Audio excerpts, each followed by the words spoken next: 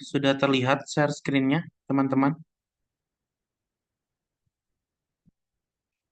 Eh, masih loading kayaknya kalau di saya nih.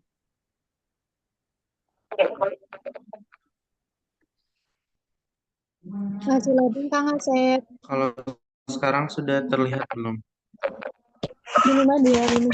Belum Sudah, masih baik. loading.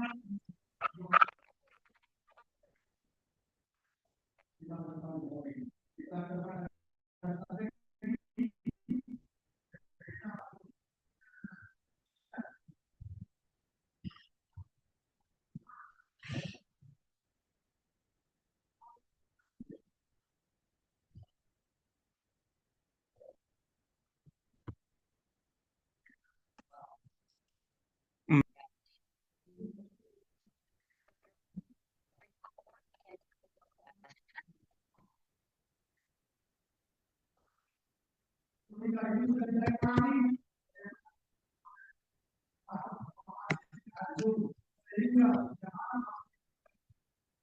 Sebentar ya, teman-teman. Terkendala jaringan nampaknya.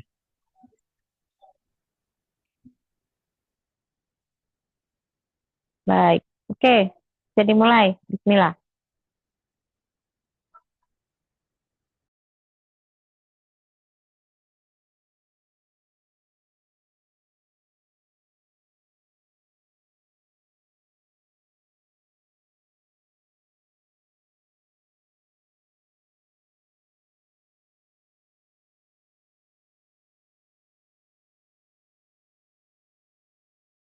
Asep.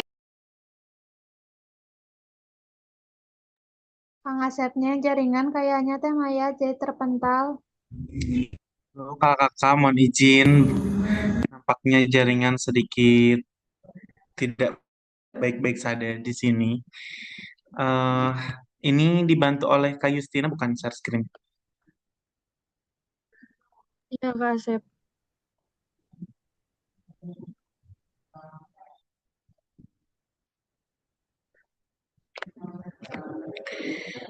Oke, baik teman-teman, bisa dimulai ya. Baik, sekali lagi terima kasih banyak atas bantuan teman-teman semuanya. Assalamualaikum warahmatullahi wabarakatuh. Waalaikumsalam warahmatullahi Waalaikumsalam warahmatullahi wabarakatuh. Baik, kan kami dari kelompok 4 akan mempresentasikan kaitan dengan definisi dan contoh-contoh, kemudian manfaat games dalam pembelajaran bahasa Inggris sekolah dasar. Di sini sudah ada judulnya Project Presentation presented by Group 4.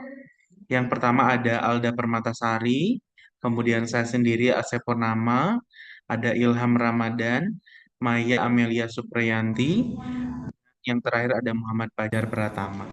Boleh di next, Teh Justina?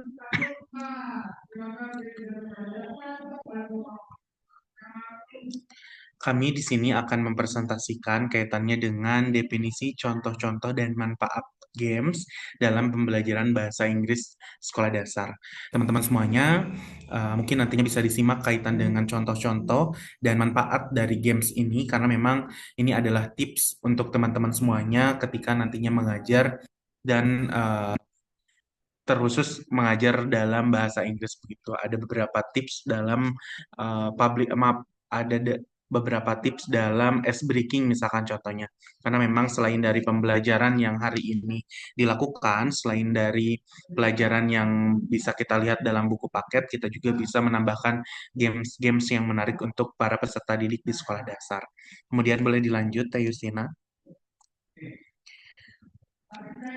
Games dalam pembelajaran adalah permainan yang dirancang untuk mendidik dan mengerjakan konsep-konsep tertentu kepada pemainnya.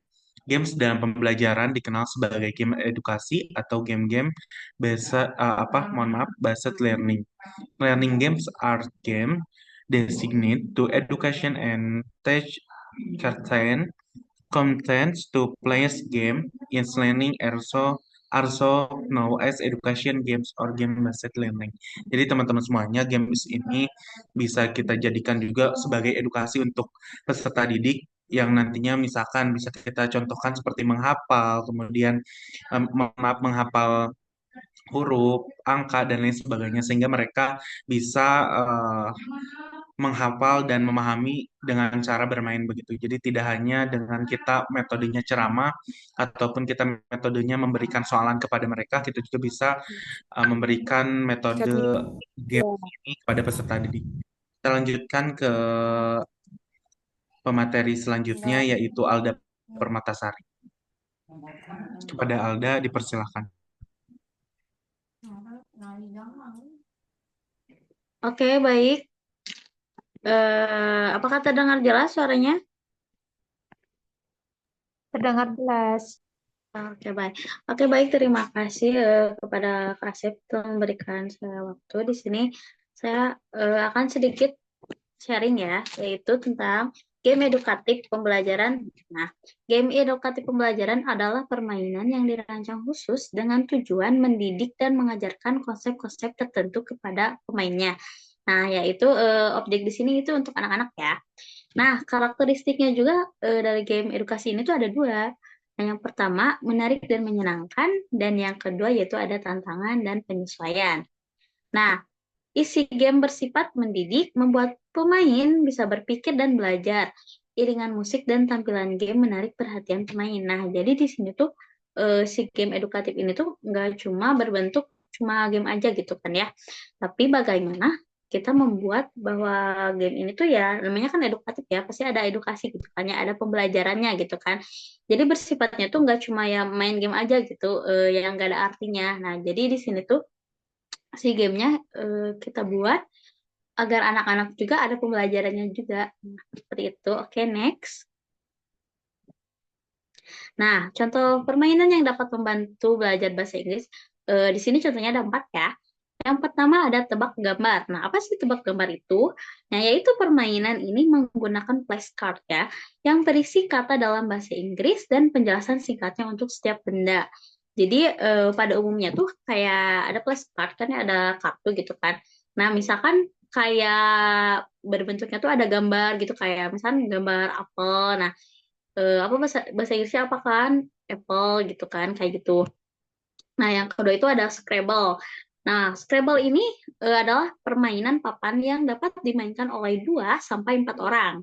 Nah, tujuannya adalah menyusun kata di atas papan dari kepingan-kepingan huruf yang dimiliki. Jadi ini tuh gamenya tuh kerjasama gitu antar tim gitu. Jadi kayak nanti tuh ada potongan-potongan huruf gitu kan. Nanti tuh disusun gitu kan menjadi satu kata gitu kan seperti itu. Atau kalau nggak juga kepingan-kepingan kata menjadi kalimat gitu. Nah, yang ketiga yaitu ada tebak kata, yaitu permainan ini dapat membantu meningkatkan kosakata dan kemampuan berbicara bahasa Inggris. Nah, ya, jadi kayak misalkan tebak kata ini tuh, misalkan ini kata ini bahasa Inggrisnya apa gitu, nah, kayak gitu sih. Nah, yang keempat itu ada English Memory Game. Nah, English Memory Game ini adalah permainan interaktif yang menggunakan kartu-kartu untuk meningkatkan daya ingat dan memperkaya kosakata bahasa Inggris. Sekian dari aku, terima kasih. Thank you Alda Permatasari. Next Ilham Ramadan.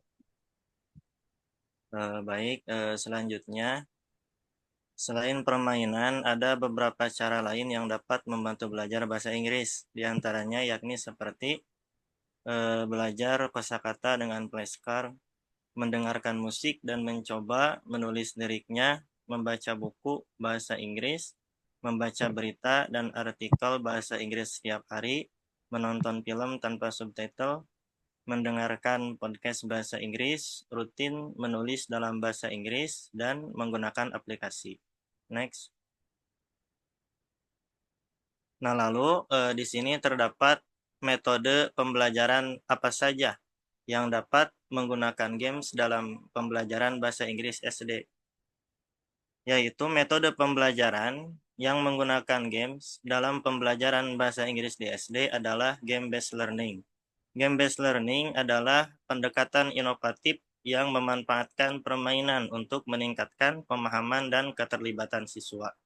Selain itu, ada beberapa contoh digital game-based learning yang dapat diadopsi oleh guru sebagai sarana pembelajaran di kelas, antara lain seperti Minecraft, Duolingo, dan Math Playground.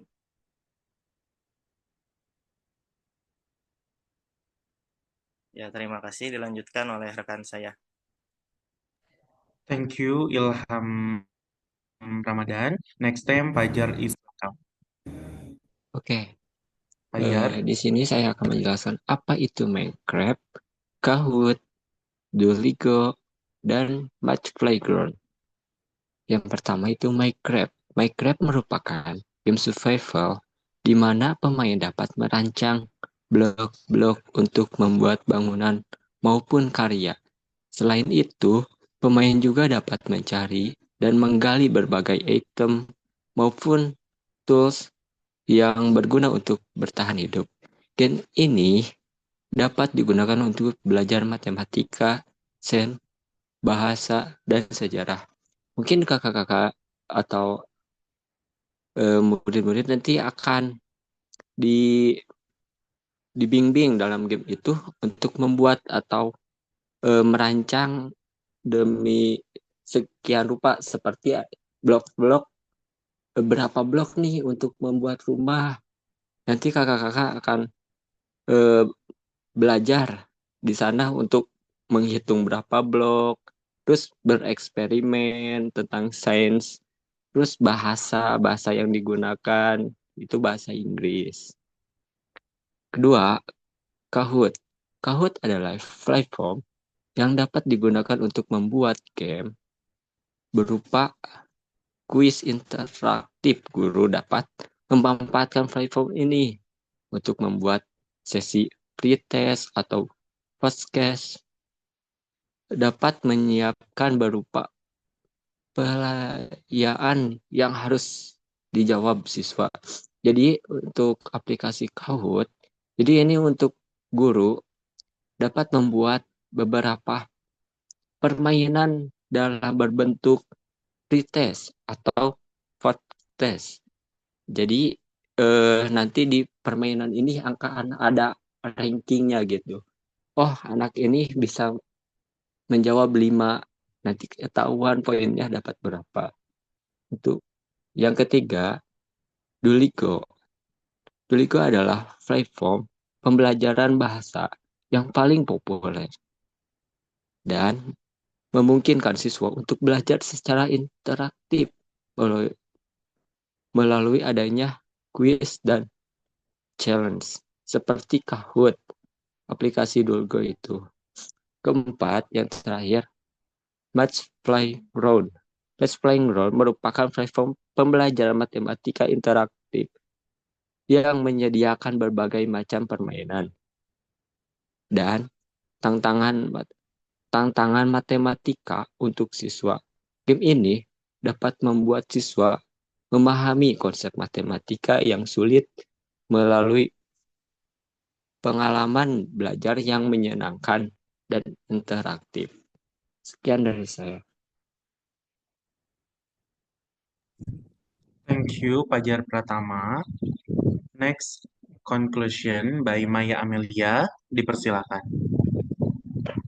Dan untuk kesimpulan dari semua ini games ini merupakan pembelajaran bahasa Inggris yang menggunakan sebuah hiburan untuk anak-anak dan untuk meningkatkan kemampuan bahasa Inggris siswa, seperti memperluas kosakata, memperbaiki pemahaman tata cara bahasa, lalu meningkatkan keterampilan berbicara, serta meningkatkan antusiasme siswa dan membuat siswa lebih aktif dalam pembelajaran. Jadi kalau misalnya dengan adanya games itu anak-anak menjadi terhibur, tidak boring, dan bersemangat, dan biasanya untuk cepat meresap dalam pikiran anak-anak, cepat tangkap tuh menggunakan game. Tidak jenuh. Game dapat menjadi alternatif cara belajar yang variatif untuk menghindari suasana pembelajaran yang kaku dan jenuh. Dan membuat pembelajaran lebih bermakna, sehingga informasi atau konsep baru bisa diterima dan bertahan lebih lama. Jadi seperti ini tuh teman-teman gitu. Terima kasih. Baik, thank you Maya Amelia. Kemudian terima kasih teman-teman semuanya atas atensi dan juga eh, kehadiran kakak semuanya. Apakah sebelum kita tutup ada yang mau ditanyakan sebelum? Baik, terima kasih ya Asep untuk kelompok 4 atas presentasinya. Kita tidak perlu ada sesi tanya jawab ya. Baik, kelompok 4 dari sini saya ambil alih ya. Baik, Baik, Bu. Ya, baik. Nah, di dalam otak semua manusia itu ada bagian yang namanya amigdala. Amigdala ini responnya itu adalah seperti bagian otak yang menjadi skema atau mekanisme manusia untuk bertahan hidup. Ya, jadi ketika kalian itu menghadapi sesuatu itu misalnya dapat panca indera nih dari mata, kemudian telinga atau indera peraba kalian merasa ada sesuatu nih yang kalian dapatkan. Nah, sesuatu itu akan bisa dianggap sebagai sesuatu yang menyenangkan atau ancaman oleh amigdala.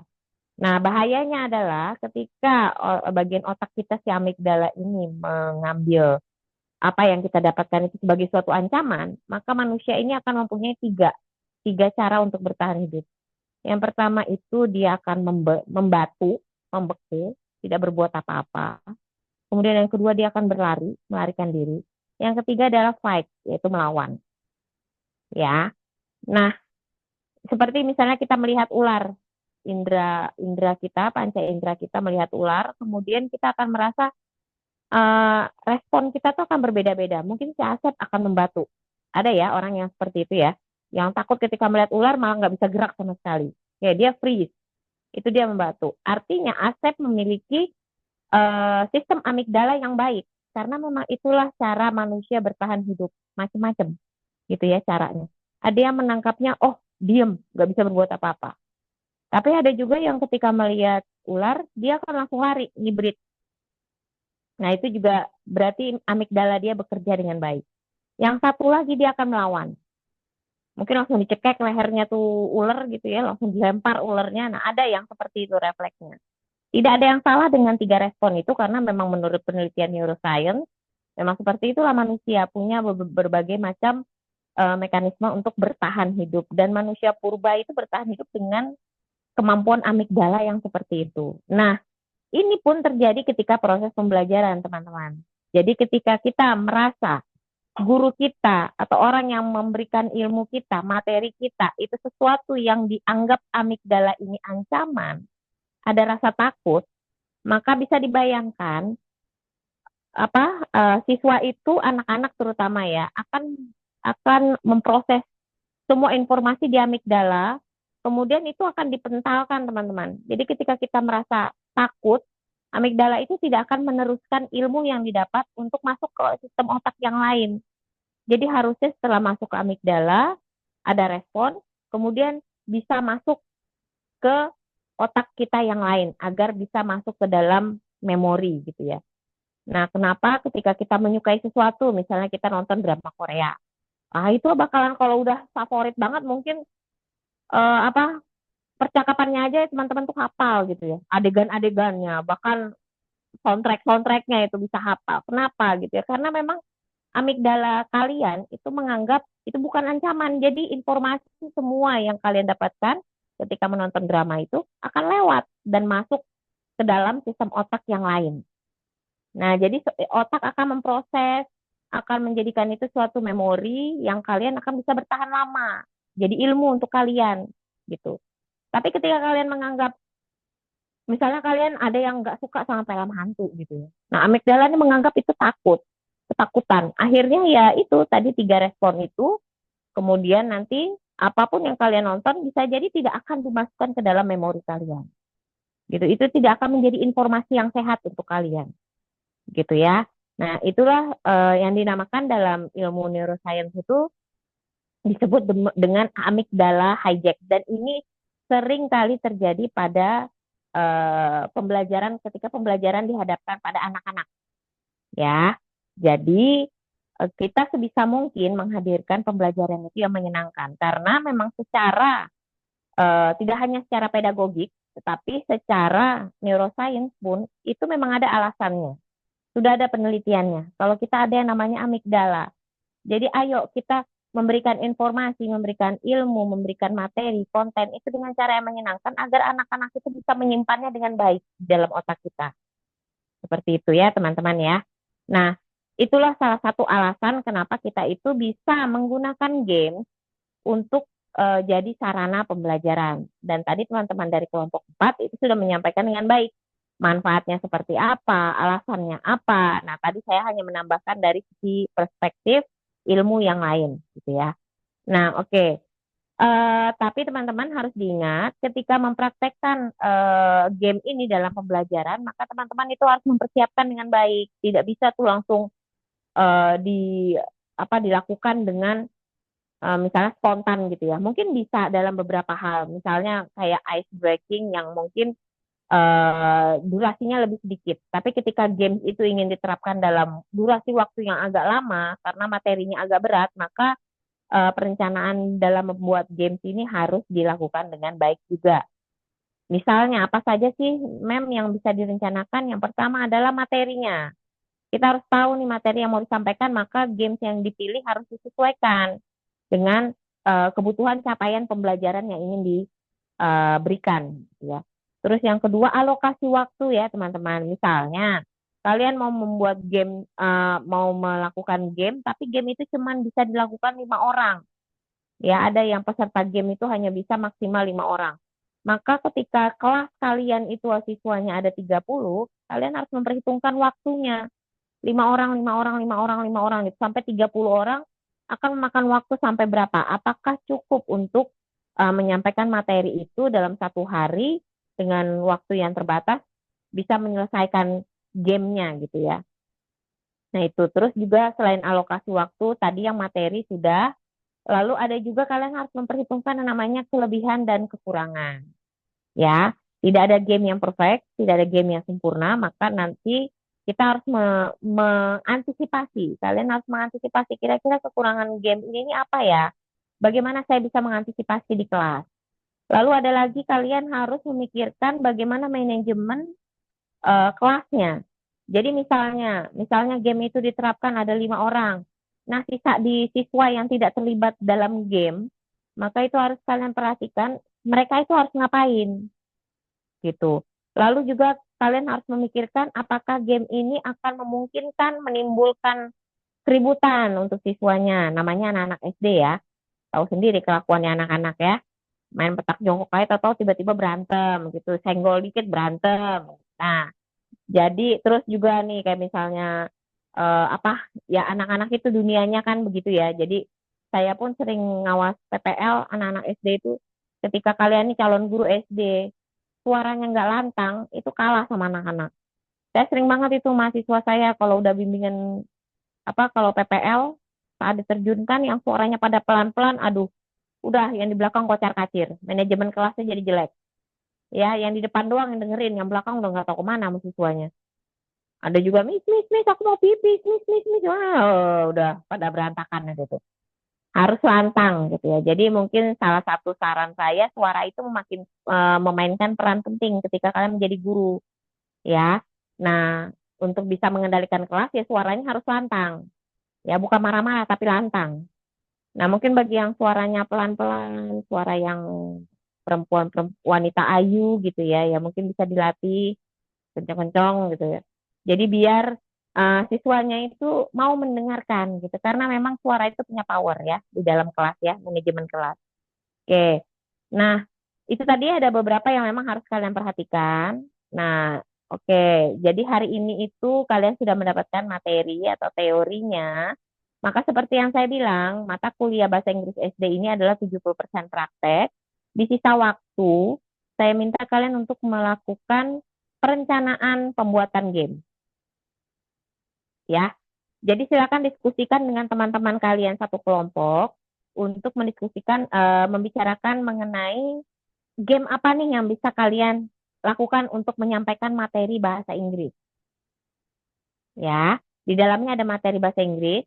Game untuk langkah-langkahnya boleh dalam bahasa Indonesia, hanya saja di dalamnya ada penyampaian materi bahasa Inggris. Ya, nah kemudian itu didiskusikan dengan teman-teman dan direkam diskusinya. Proses diskusi, proses perencanaan itu direkam. Maksimal hanya 3 menit. Itu maksimal ya. Oke, tidak boleh lebih dari itu. Itu silakan setelah direkam, diunggah ke YouTube dan linknya saja diberikan ke saya. Ya teman-teman. Kemudian, itu tugas untuk hari ini. Nantinya game itu harus dipraktekkan di depan, bukan di depan, di video. Tapi itu nanti untuk minggu depan. Untuk saat ini saya hanya minta kalian membicarakan, mendiskusikan, dan membuat laporan video perencanaan. Ya, jadi videonya hanya berupa bagaimana kalian merencanakan game itu, bagaimana diskusi kalian dengan teman-teman berjalan, kemudian keputusannya mau game apa, materinya mau apa, untuk kelas apa, kelas bawah apa kelas tinggi, seperti itu. Ya, ada yang mau ditanyakan? Izin Ibu, izin bertanya. Iya, silakan. Untuk kan tadi kata Ibu laporan diskusinya berbentuk video. Kalau misalkan diskusinya melalui WhatsApp grup juga, berarti di video juga ya? Oh, Di boleh. gitu. Iya, dimasukkan. Ya. Ada lagi yang mau ditanyakan? Ini kelas Cianjur ini nih ya, kelas glowing. Gelis-gelis, Oke. Iya, kecuali itu ya Indika Rahmat sama Asep.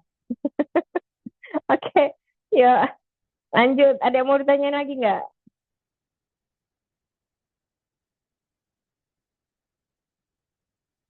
Udah cukup?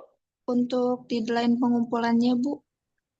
Oke, kalau deadline pengumpulan karena ini hanya video untuk perencanaan game saja, maka selesai kelas ini ya sudah ada videonya, linknya. Ya, saya minta hanya linknya dan selesai pembelajaran jam berapa? Jam 10 ya, kalau nggak salah. Ya berarti jam 10 linknya saya terima. Begadang deh. Oke, ya. Jadi jam 10 saya terima videonya. Terus nanti untuk minggu depan gamenya akan dipraktekkan. Ada lagi yang mau ditanyakan? Untuk praktek gamesnya tidak perlu di depan kelas ya, Bu? Nggak perlu, kan kalian lagi di Cianjur. Kumaha? Gimana caranya?